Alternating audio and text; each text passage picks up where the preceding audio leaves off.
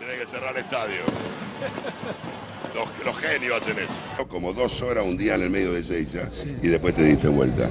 Entonces, yo conozco todo. Yo me doy vuelta, te diste vuelta. Bueno, para mí te diste vuelta. Entonces, como vos estás en contra mío, podés decir lo que quieras. Yo siempre me dirijo con respeto, en todo caso le pregunto a usted. Y yo también con respeto, vos te gusta de frente, te lo digo. ¿Qué querés? Que te lo mande a decir. No, pero recién le vos sos contra mí. mío. Si usted vos sos qué es lo que no le gustó, lo tenemos que ver nosotros. No sé, me lo guardo para mí lo que no me gustó. Como yo te conozco, digo, ¿estás conforme con el resultado? Y no sé si tanto como jugó Boca. Sí, estoy conforme con todo, estás equivocado, estoy conforme con todo. ¿Te gustaron los últimos minutos? Todo me gustó, todo. Siempre me gusta. En el primer tiempo no encontraban la pelota. Vamos al frente y ganamos, a otra cosa. ¿Eso es lo bueno? Yo para mí sí, para vos a lo mejor no. No, sí. A vos te gustan los 4-4, todo atrás. No, al contrario, yo digo porque a vos te gusta el buen juego también. No, a vos no te gusta eso, a vos te gusta otra cosa. No, ¿cómo que no? Te escucho yo. ¿Qué es lo que me gusta a mí? El 0-0 te encanta. No, esto me gusta también. No, está listo. Déjame disfrutar. Sí. Roberto Kennedy canta con George Michael un tema de Wham.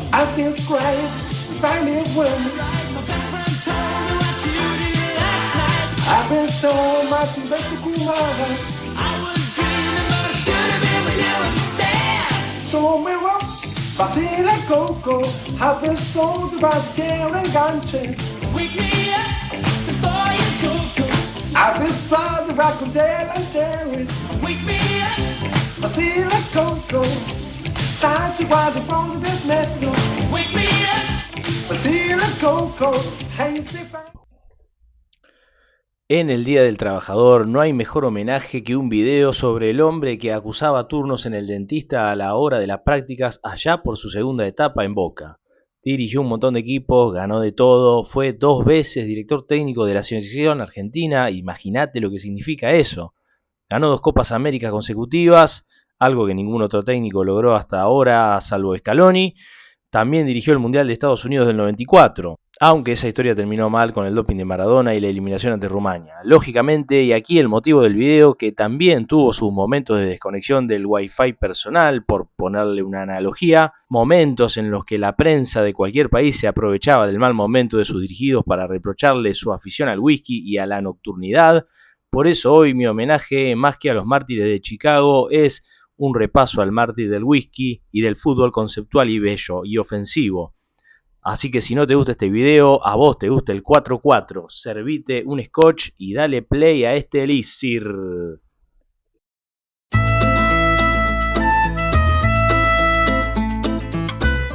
La cantidad de equipos y páginas que estuve mirando para hacer este video del Coco no se imaginan. ¿Qué tipo que ha vivido, por favor?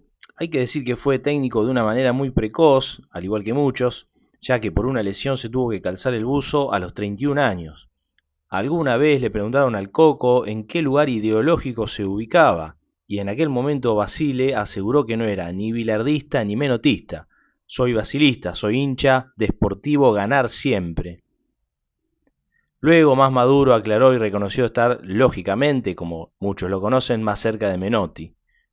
Me costó muchísimo encontrar un arquero falopa del gran Coco, ya que siempre se caracterizó por elegir buenos jugadores a lo largo de su carrera. Sin embargo, existe un caso que me llamó bastante la atención y con ese, ahora sí, empezamos.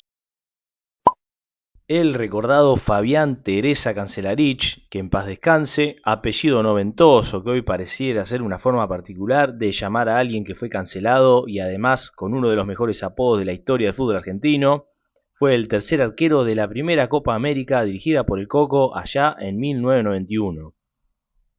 Y ahora sé que van a empezar a aparecer los detractores y los defensores del recordado arquero de Ferro y de Newell's, que no es un arquero falopa, que hay otros peores, etcétera, etcétera, etcétera.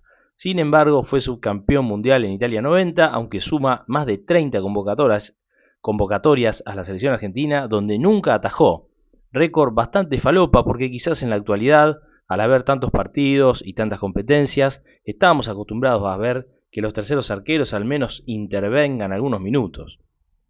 El propio Cancelarich en una nota al gráfico aseguraba: soy un agradecido de la vida y del fútbol, no tengo cuentas pendientes, tal vez me quedó la espinita de atajar algún partido en la selección, pero no me quejo.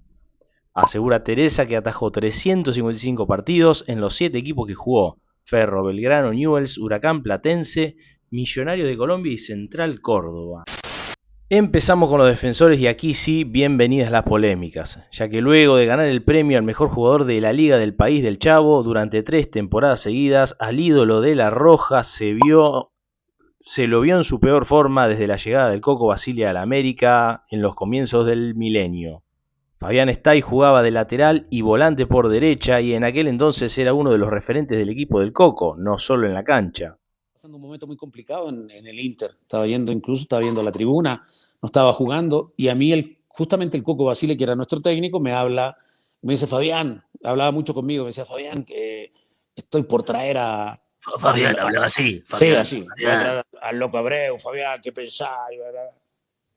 Digo, Coco, te digo una cosa, ayer hablé con Iván y está fastidiado en el Inter porque no está jugando. Dijo, pero ¿cómo? Lo traemos para acá, Fabián, ya el Loco Abreu, el fietro del Loco Abreu. Y ahí empezaron las negociaciones y se trajeron a Iván acá, que después terminó siendo campeón y siendo uno de los jugadores más mediáticos y que rindió en muy poco tiempo y que fue campeón con el equipo de América después de... Fueron 13 años. Insisto, si bien es recordado como un buen jugador, no tuvo un buen pasar durante la etapa en el América del Coco y esto habla de sus características de líder. Siempre pudimos ver a lo largo de todos los equipos que dirigió que quizás se obsesiona demasiado con algunos nombres, sobre todo los de buen pie. En su última etapa como DT de la selección argentina lo hizo con Riquelme, a quien siempre defendió a capa y espada a pesar de no haber estado a la altura en algunos partidos. Salvando las distancias, algo similar le sucedió en este caso en el América de México con este crack chileno como siempre lo fue Fabián Stay. Y el primer zaguero del equipo falopa del Coco es el ingeniero Lucio Del Mul. Con todo respeto si hay algún familiar de este exjugador de Racing de Córdoba, donde el Coco, además de salir de gira, dio paso firme en su carrera como entrenador allá en plena década del 70. Fue un jugador que estudiaba mientras jugaba, algo que más que falopa me pareció sencillamente simpático y obviamente destacable. Sin embargo, en La Voz del Interior no era habitual titular, según dicen, en aquel recordado equipo del Coco. Hizo casi toda su carrera en Racing de Córdoba, aunque también le dedicó mucho al profesionalismo en Belgrano, de la misma ciudad lógicamente, y en Defensor Lima de Perú. En otra nota al diario La Voz del Interior, Del Mul confesó: tenía compañeros que iban a clases a la noche después de trabajar 8 o 10 horas, a esos sí que les costaba, esos eran los que laburaban, yo no. Teníamos bastante tiempo, además del que le dedicábamos al fútbol, y por eso pude estudiar. Mientras era jugador, estudiaba ingeniería, de hecho, hoy vive su empresa de servicios, que además me tomé el trabajo de buscar información y hasta me encontré con su perfil profesional en LinkedIn. ¿Qué tal? Por adentro tiene a Riquelme. Atrás viene otra vez ahora para Heinze. Prepara el pelotazo largo para Tevez, que vuelve del offside. Si la cambia está Messi libre. Se viene Messi, se viene Argentina. A ver lío, la pinchó.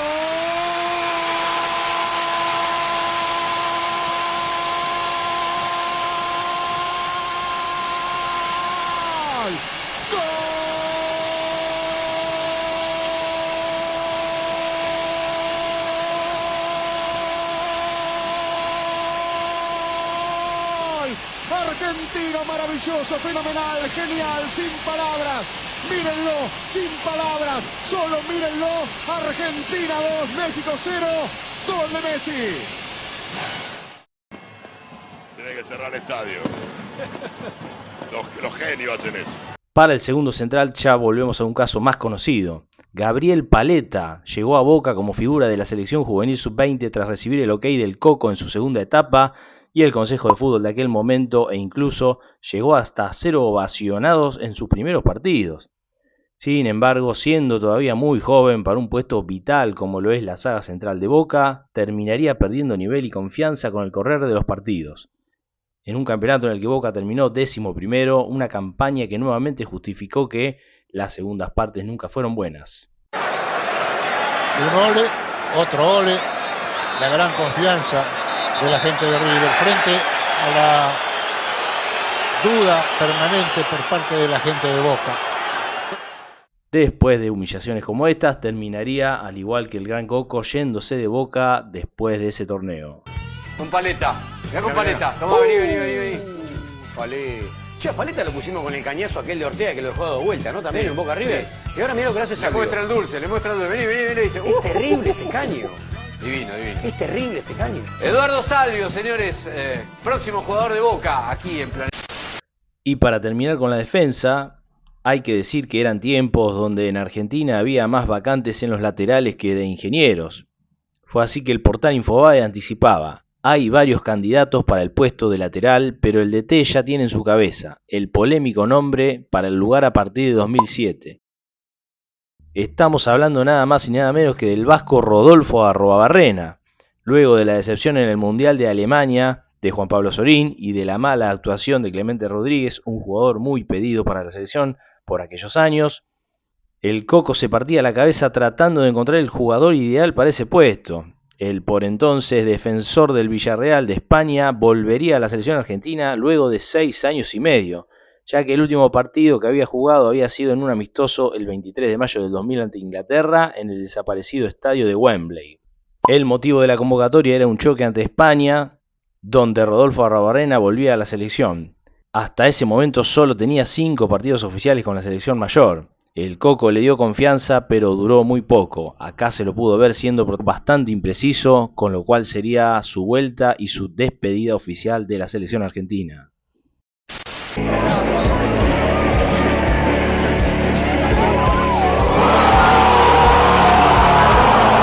Luego de destacarse en el equipo de Huracán de Capa del 2009, en 2012 Patricio Toranzo llegaría a Racing en la última etapa de Basile como DT.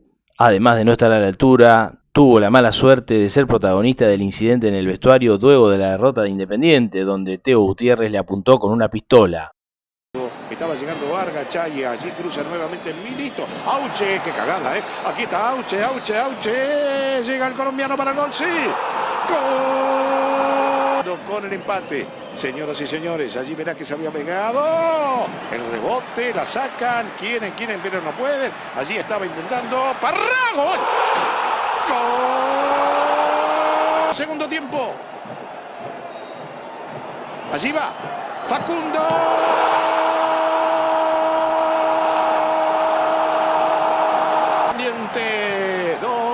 Del rojo, por allí, señoras y señores, va a venir el remate, el arquero que salva, ¡gol! ¡Vidal! ¡Gol! Vidal tiene 5 partidos. Espera, que lo tiene el pato, Vidal la pide, el pato lo quiere hacer, el pato.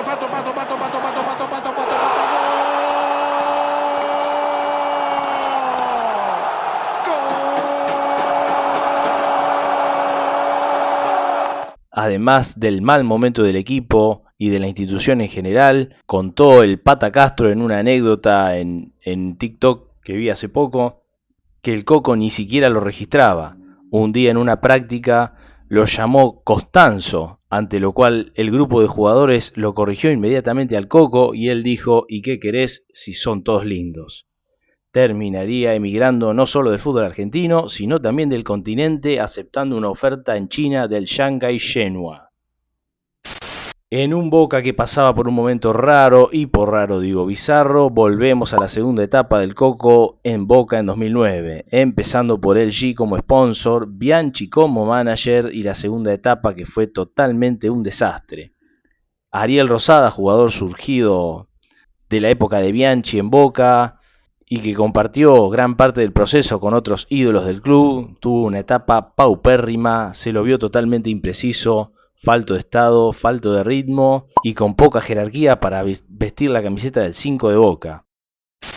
Y para terminar el volante izquierdo, en la misma época, Guillermo Marino, de ser suplente en una época de ganador total en el ciclo anterior, volvía a Boca sin tener demasiado rodaje futbolístico. De ser suplente del Pocho Insúa en el ciclo anterior, junto al Coco volvía con pocos minutos en México, pero el Coco lo convenció y como siempre pensaba que le podía dar rodaje y minutos de calidad en su segunda etapa. Apenas tuvo alguna participación menor en torneos locales, pero nunca logró consolidarse ni ganarse la confianza del cuerpo técnico. Su paso fue muy discreto y tras esa etapa dejó Boca sin haber tenido relevancia en el equipo, intercambiando entre la titularidad y el banco de suplentes. Se lo vio falto de ritmo, timing y también impreciso, algo que también era un síntoma del equipo en general. Ahora vamos con el puesto de enganche, tan vital para un esquema del Coco Basile. Tras el subcampeonato en Italia 90 hubo cambio de mando en la dirección técnica de la selección argentina. Fue ahí que don Julio Grondona confió en el Coco Basile, que si bien hasta ese momento nunca había sido campeón de un torneo local, sí lo había sido subcampeón con Racing de Córdoba en el Nacional del 80 y con Vélez en el Nacional del 85, había ganado la Supercopa con Racing en el 88, pero había algo en su CV que lo distinguía y que atrapó a don Julio. Sus equipos siempre jugaban bien. Fue así que Martelotto, un volante armador de tranco lento y seguro, pero habilidoso y muy creativo, fue la sorpresa de la gira del Coco Basile, donde estaba probando jugadores para armar el equipo para la Copa América del 91, que finalmente ganaría. Poco recordado ex volante creativo de Belgrano, Rosario Central y Deportivo Español, que en aquella gira usó nada más ni nada menos que la camiseta número 10 de Argentina. Estuvo 60 minutos en la cancha y fue reemplazado por el turco Antonio Mohamed. Y me dice el Coco, vení, entrá. ¿Por quién entro? ¡Por Martelotto! Me dice. Martelotto is being replaced. Number 17, Antonio Mohamed. Entro, la recibo, no me apretaba nadie. Miro así. Quiero cambiar de frente. Un pase de 30 metros, fácil, no había nadie. Canchería le metí medio, no 3 dedos, pero medio con empeine y el dedo chiquito así. Y me salió lento el tiro. Acortó el 3, tira una pared. An hour gone as Pearce finds Lineker and Pearce continues his run again. Vi el pase y me quedé a 10 metros de Basile. Lo único que atino es a darme vuelta y mirar a Basile. Y Basile me hace, te mato. Argentina, que perdía 2-0, logró empatar. Martelotto reconoce, fue demasiado premio para mi carrera, una experiencia inolvidable. Una cosa era ver a la selección desde afuera y otra participar y tomar conciencia de la admiración que despierta Argentina en todo el mundo. Fue un privilegio usar la 10, una carga emocional increíble, contaba en una nota a Clarín. Aquel partido sería su debut y despedida, ya que nunca antes ni después volvió a ser convocado para la selección. Dice en la misma entrevista que no tiene rencores con el Coco acerca de no haberle dado otra oportunidad. Por la edad que tenía en ese momento, 28 años, y la exigencia que había, el Coco le dio la chance y él no la desaprovechó. Hay jugadores que son para equipos, algunos para clubes determinados y otros para la selección. Según aseguró, Mir dice que su rendimiento no era bueno, pero a ese nivel había otros de nivel superior. Vamos con los delanteros. El Pepe San, histórico goleador de Lanús, también es recordado por integrar equipos falopas como la selección local del Diego, video que ya hice y que te recomiendo. El hombre récord de Lanús también tuvo un paso por lo máximo a lo que un jugador argentino puede aspirar. Tras las suspensiones de Juan Román Riquelme y Tevez en aquella eliminatoria para el Mundial 2010, se abrió una ventana y como el Coco sí miraba y siempre le dio lugar al fútbol doméstico, así le fue. La selección no tenía gol, no tenía fútbol, llegaba tarde a todos los anticipos y en aquella noche en Santiago mandó a la cancha al Pepe San, como era de esperarse, casi ni tocó la pelota. Se lo vio que el equipo no tenía funcionamiento, San tampoco tenía entrenamientos y apenas se había destacado algunos partidos en la liga local como fue en toda su carrera. Lo tiró a la cancha como si fuese mi viejo dirigiendo el equipo de la secundaria y los resultados estuvieron a la vista. A partir de aquí, el colchón king size que le habían armado al Coco ya empezaba a tomar forma. Tras el fracaso del Mundial, Basile se convirtió en entrenador del Atlético de Madrid. Por entonces, el club rojiblanco se encontraba en una situación atípica. A mí me llevaron para salvarlo del descenso. Yo me fui un 23 de febrero de acá. Francisco Narváez, más conocido como Kiko, es un jugador histórico del Atlético de Madrid, aunque más que histórico se podría decir referente. Más que refuerzo del Coco, en realidad fue simplemente cambiado de puesto en las pelotas paradas, por lo cual es muy recordado su presencia como DT. Usted enseñó a Kiko a rematar de cabeza, le reconocen en una nota del Gráfico. Y fue algo así.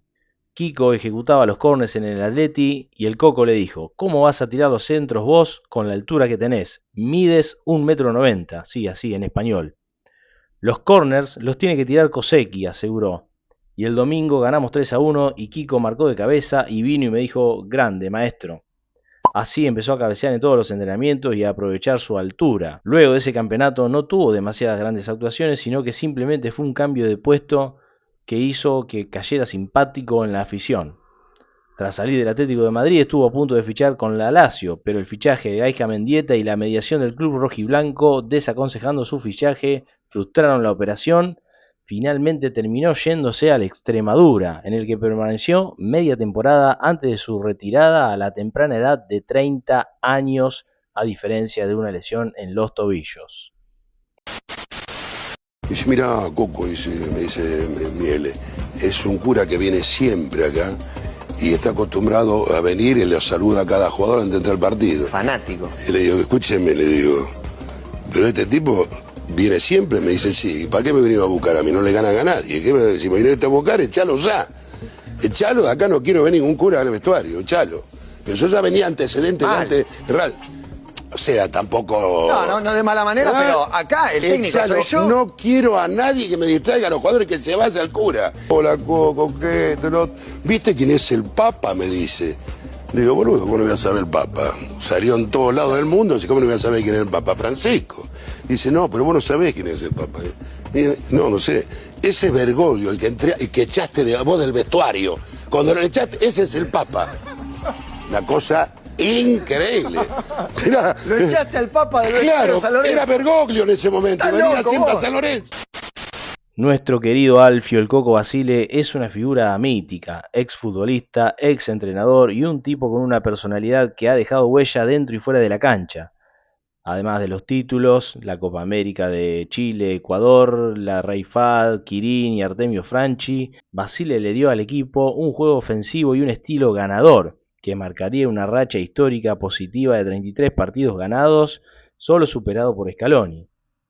Me permití armar un eje cartesiano de la ideología de los DT que a partir de ahora voy a intentar replicar en todos los casos, donde lo ubico al Coco, por supuesto, del lado más jugadorista y ofensivo.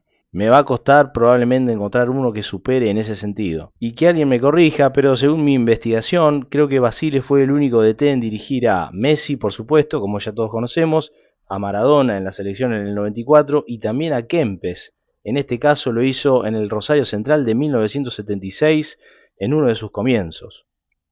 Decime quién te parece que está de más y quién otro faltaría en este equipo. Te espero hasta la próxima. Gracias. Vos me puteás, quería pelear. La concha de tu madre que me dijo